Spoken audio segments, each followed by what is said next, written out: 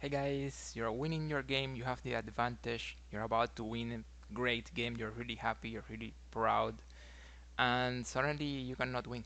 Suddenly something happens on the board and it's a draw. You're not able to win your game because your opponent found a stalemate trick and you fell for it. How do we avoid the stalemate in chess? It happens to anyone, right? Also at higher levels, at the elite, it still happens. It's there. It's going to happen at some point. Of course, it happens less often among strong players, right? Among professionals, but it still happens. It's there. So there are some tips, there are some techniques, there are some things we can do to reduce the number of stalemates that we do. So to reduce the number of games that you are winning, and then you cannot win because of a stalemate. So in this video, I'm going to talk about that. I'm going to tell you things you can do before the game to avoid stalemating your opponent, and also more interestingly, I'm going to tell you things you can do during the game to avoid stalemate. So, how to avoid stalemate? Let's talk about that. Let me show you a really weird position where a stalemate is going to happen. Here it is black to move. White has a pawn, so anyone could say, well, this is going to be an easy win. There's no way we can stalemate here because they have a pawn. So black can play the move king g6. And they say, well, I'm winning no matter what. And if you play king g6, even if your opponent doesn't know how to play chess, it's going to be a draw. Because the only move white can play in this position guarantees stalemate for white, or for black, or for both. So that's the thing. The only move white can play here is h5, and it is a check. So there's no way to make a mistake here. It's the only move. There's nothing else. So white will have to play this move, even if they are very beginner players. They will have to play h5. And no matter what black plays at this point, either king here, here, here, or here, there's going to be a stalemate. So this proves that stalemate happens to anyone. It can happen. It's really annoying, and we must take care of it. Okay. So let's start with the tips.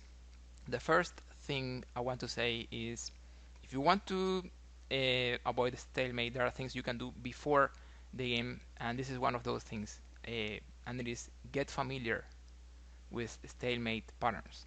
What does this mean? Let me show you. In some positions, you're going to have a king and a queen. That is going to happen a lot, right? So there are stalemate patterns with king and queen that if you know that pattern, if you know that position, you're going to avoid it. Of course, I'm talking about this one with the queen on L-shape distance from the enemy king in the corner. This is something we need to avoid. If you get familiar with that, you're going to avoid it. You know you cannot do that because it's a stalemate. So that's one thing. I mean, that's one position with king and queen. Let me show you another position with king and queen. This happens a lot because the king is not really in the corner. So anyone could say, well, there's no danger here. There's no way I can stalemate in this position, so everything is good. And I just play, I don't know, king here. Or king here. Same thing. The thing is that it's a stalemate. So we relax, we underestimate the danger, and we get into another stalemate position. So this is another pattern with king and queen that we should avoid. And also, we need to talk about king and rook. So what happens with king and rook? The most famous mating pattern stalemating pattern that we need to understand is this one. A position like this, rook here, for example, is a very bad move, of course. It's a stalemate, but it's very tempting. So I have seen it very often among beginners. It's a move that looks good because you reduce the space for the king. Looks like it's a good thing. The king cannot move, but yeah, it's a stalemate. So again, this is another pattern that we need to get familiar with. This one with king and rook versus king. There's another position with king and rook versus king that does not work. I mean, that is a stalemate, and it is something like this when you cut off the king like this. And again, it's a stalemate with king and rook. Another situation we need to avoid. So that's the first thing we need to do. Before the game, get familiar with the stalemate patterns, especially these ones that happen all the time. So that's about before the game. Let's get into during the game. Let's get into the things we can do during the game to avoid the stalemate. Once we are playing, time pressure, anything, how do we not stalemate our opponent when we are winning the game. So the first thing I want to say is do not promote too many queens. A lot of players like to, get more than one queen. When we are playing in positions where that's not really necessary, they promote here, and sometime later they promote the other pawn to another queen. And when you have many queens on the board, it's extremely easy to stalemate your opponent because the queen, the queen controls everywhere, like up, down, horizontal, diagonal, everything. So with the two queens working together, you can control so many things that it can be a disaster. Let me show you weird stalemate positions with two queens. For example, I don't know, something normal like this. You play queen here, and this is a stalemate. Suddenly, surprisingly, stalemate position. Let me show you another one with two queens. You're here, let's say he's like, I don't know, here, and you get a little closer, like queen here, for example. Suddenly, stalemate again. Surprisingly, the king cannot move. So, I just wanted to show you those two positions so you were able to understand how tricky it is to win when you have many queens. So, in general, don't do that unless it's really necessary, like you need the queens because your opponent has more material or something and it's going to simplify your job. Well, then you can do it, of course. But if it is not really necessary, just win with one queen, right? King and queen versus king is very easy, just win like that. Or if you promote to two queens, just be very careful. So that's the first tip of things you can do during the game. Let me tell you another tip during the game, and it is do not capture all the enemy pieces. And I know this is like very logical, but sometimes we just forget it because we are, into the game, maybe under time pressure, maybe too excited, and we just capture all the enemy pieces. We just think it's good, and we just take all of them. So the idea is that if your opponent's pieces are not dangerous, there is some pawn over there that's not going anywhere. Well, just keep it there. Just don't take it if you don't need. So that's the idea. Again, it's very easy to take those pieces when we are in the game because we get too excited and we just capture things. So keep in mind that if the pawn is not dangerous, just we don't need to take it. So that's another tip. And I wanted to say another thing that is going to help you a lot, and it is to play slower. So if you are playing and every time you play you think, is this a stalemate? So I don't know, you have your queen here and you're going to move your queen there. If you think every time you play, is this a stalemate? Then you analyze, well, I play queen here, what does he play? He cannot move the king. Okay, so everywhere the king moves is a stalemate position. Okay, well, I cannot play that, it's not good.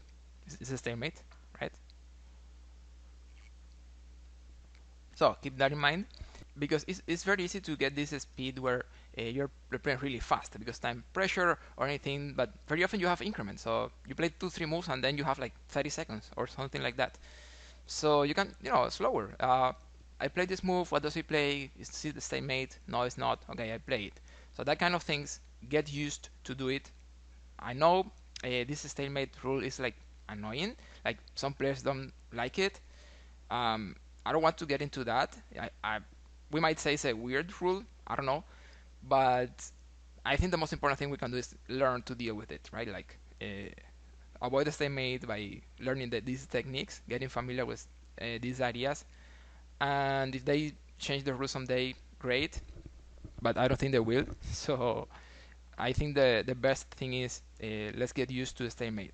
And also another thing, stalemate makes the game more spectacular. That's something we need to accept. So again, I don't think stalemate is going to change the stalemate rule. So yeah, let's do that. Let's play slower if we can. Let's avoid getting too fast with the time pressure because sometimes we don't need it. Sometimes it's unnecessary. So you play slower and you will avoid it very often. Almost always you will get it. So that's about playing slower. And finally, probably the most important tip about not stalemating or to not stalemate your opponent, and it is this one. I'm going to use a queen, I'm going to use a rook, for example, let's say a random position, and it is this one. Give checks. If you give checks, you won't stalemate your opponent. Let's say this position here, it is white to move. Let me show you a crazy stalemate. You play rook here, it's a stalemate. The king cannot move in the middle of the board. The king cannot move. It's very easy. It's extremely easy to stalemate your opponent if you are not checking, if you're not playing slowly, and if you are not doing what I'm going to tell you now, and it is give checks. So that's the rule. That's the next tip, or the last tip I wanted to say. So give checks. If you're giving check, it's never going to be a stalemate, because precisely a stalemate is a rule where your opponent does not have a legal move, and the king is not in check. So if you're saying the king is in check directly, of course it's not a stalemate, right? Think about that, and you will get what I'm saying. But it is what I'm saying. So that's the thing. Give checks. As long as you're giving checks, there is no stalemate. If in a position like this one, just play rook check. He has to move. Give another check. No, queen here. Well, that's actually checkmate very soon because you can do the ladder mate, right? Almost for sure, yeah. So that's very easy. But even if you don't have this, just give checks, like queen check, like rook check, like queen check. Again, as long as you're giving checks, it's not a stalemate for sure, we should say, or almost for sure, unless something crazy is happening on the board. So that's my last tip to avoid a stalemate. So guys, that's my analysis about how to avoid stalemate. I hope these ideas have been helpful. If you have any question, any comment, please let me know in the comments. Like the video if you think it was good and it was helpful, and we'll catch you guys in the next.